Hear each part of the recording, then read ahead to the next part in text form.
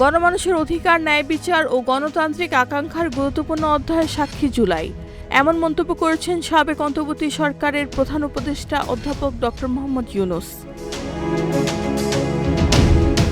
৫ August July গণঅভ্যুত্থান দিবস উপলক্ষে জাতির উদ্দেশ্যে দেওয়া এক বিবৃতিতে তিনি বলেন, আমাদের স্মৃতিতে জুলাই দীর্ঘ ৩৬ দিনের এক মাস।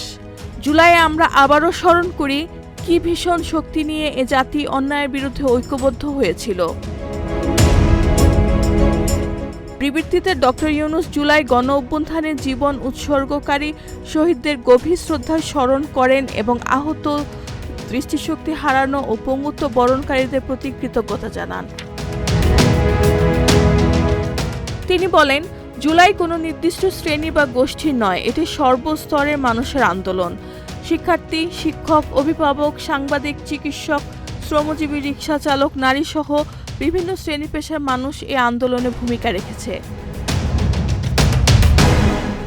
যুদ্ধ পরিস্থিতির মতো ঝুঁকিপূর্ণ পরিবেশে চিকিৎসকেরা আহতদের জীবন বাঁচাতে কাজ করেছেন।